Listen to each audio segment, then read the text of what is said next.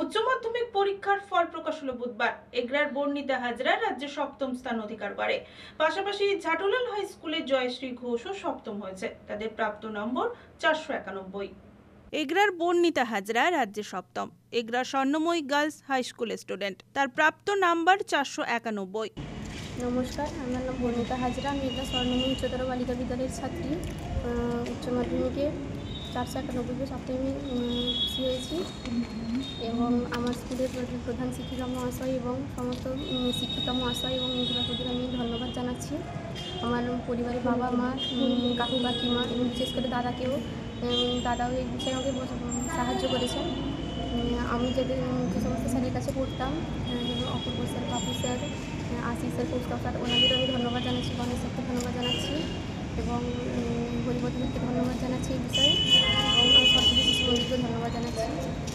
বড় হয়ে কী হতে চান? আমি পরবর্তীকালে স্কেল মিডিয়াম প্রিপারেশন।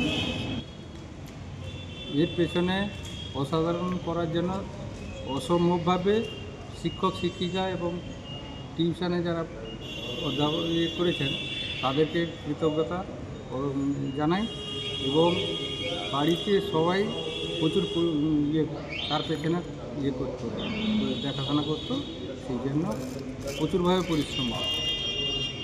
আগামী দিনে নিয়ে কী হতে চান? নিট পরীক্ষা দিয়েছে, তার পেছনে কী হয়। এই যে আজকে এত বড় সাফল্য কীভাবে দেখছেন? খুব ভালোভাবে দেখছি। এই আনন্দটা কতটা পাবো সেটা জানতাম না, যাই হোক মোটামুটি ভালোই দেখছি। দেখুন, আমাদের এগরা স্বর্ণময়ী বালিকা বিদ্যালয় প্রায় 181 জন ছাত্রী পরীক্ষা দিয়েছিল। তো আমাদের তুলনামূলকভাবে পূর্ব মেদিনীপুর জেলা সর্বক্ষেত্রে মমতা বন্দ্যোপাধ্যায়ের সম্মান রাখেন এবং এবারেও ঠিক সম্মান রেখেছে, কারণ 95.74% পূর্ব মেদিনীপুর জেলা পেয়েছে। সেক্ষেত্রে স্বর্ণময়ী বালিকা বিদ্যালয় সপ্তম হয়েছে। পাশের একটি বিদ্যালয় আমাদের ঝাটুলাল উচ্চতর বিদ্যালয়, সেখানেও হয়েছে 491।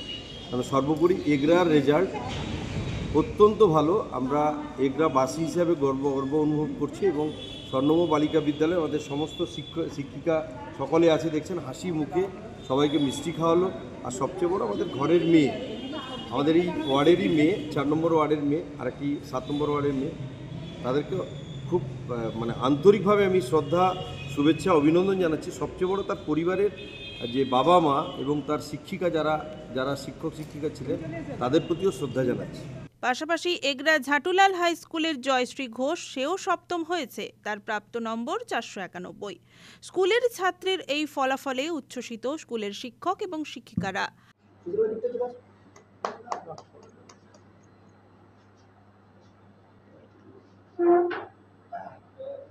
না, এগরা ঝাটুলাল হাই স্কুল শতবর্ষে পদার্পণ করেছে, এর একটি মহিমা আছে রেজাল্টের ক্ষেত্রে।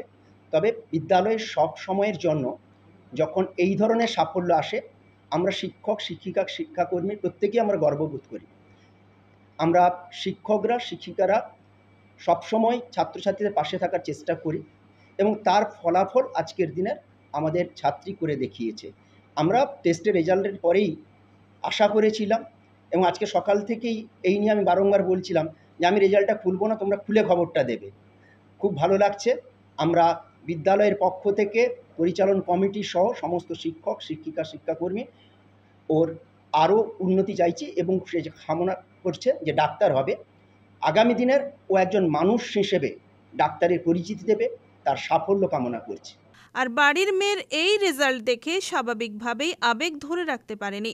জয়শ্রী ভালো ফল করবে জানতো, কিন্তু রাজ্যের মধ্যে প্রথম। কি বলবো, বলার ভাষা খুঁজে পাচ্ছি না। খুবই আনন্দিত। কীভাবে কী পড়াশোনা করতে?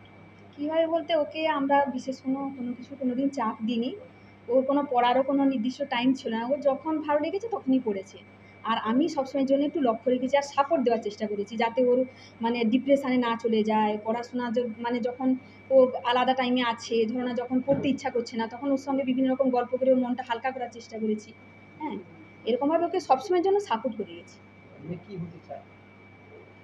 মেয়ে তো সবসময়ের জন্য ছোটবেলা থেকেই বলতো, মা আমি ডাক্তার হবো।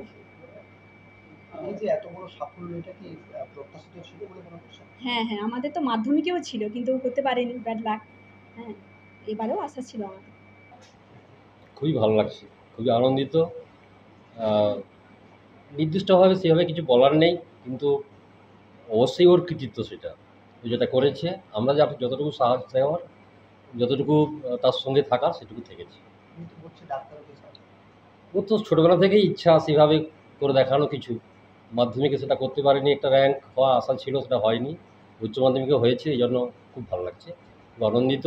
ও করে দেখাক, ভালো মানুষ হোক, ভালো ডাক্তার হোক, সব কিছু চাই।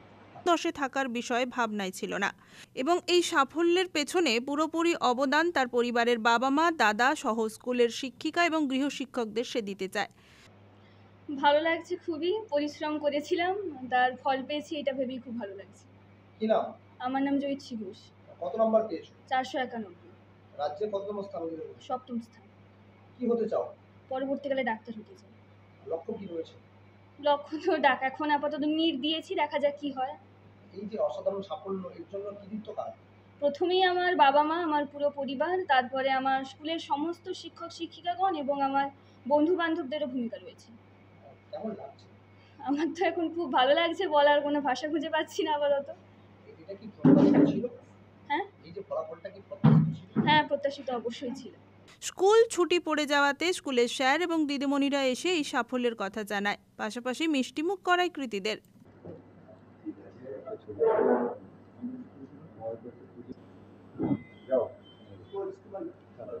এটা তুমি আমার বাবা মাকে খাইয়ে দাও, হাতে নিয়ে বাবা মাকে খাইয়ে দাও।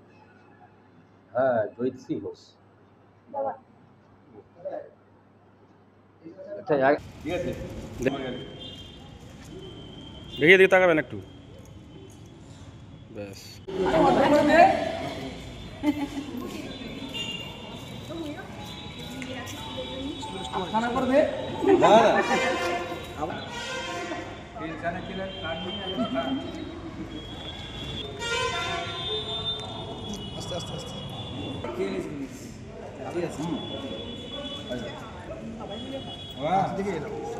ও মানে ছিল, এবং যে ড্রেস পরে জানিয়েছিলাম ওটা পরে আসবো, তো বাবা দেখাচ্ছে বলে আর একজন আছে বাবাকে, হ্যাঁ যে অ্যানাউন্স মাকে করে মাকে আগে মাকে ভাইকে স্যাক্রিফাইস চেঞ্জ কার্ড দাঁড়িয়ে রেখেছে, একদম দারুণ। প্রচুর বাহ। ফটো তুলছি বলে আমি শিক্ষা দপ্তর থেকে এসেছি, এসআইএফ স্কুল শিক্ষা দপ্তর থেকে মাননীয় মুখ্যমন্ত্রীর শুভেচ্ছা বার্তা তোমার জন্য নিয়ে এসেছি এবং শুভেচ্ছা জানাতে এসেছি। তার সঙ্গে একটা আমরা ফুলের তোড়া দিয়ে শুভেচ্ছা জানালাম তোমাকে এবং মুখ্যমন্ত্রীর শুভেচ্ছা বার্তা দেওয়া হলো। তো কেমন লাগছে বলো, আজকে তুমি এই রেজাল্ট এক্সপেক্ট করেছিলে? এক্সপেক্ট তো করেছিলাম এবং খুবই ভালো লাগছে সেই জন্য। মানে তুমি তো নিজেকে গর্বিত করেছো, তার সঙ্গে তোমার মা বাবা কোথায়?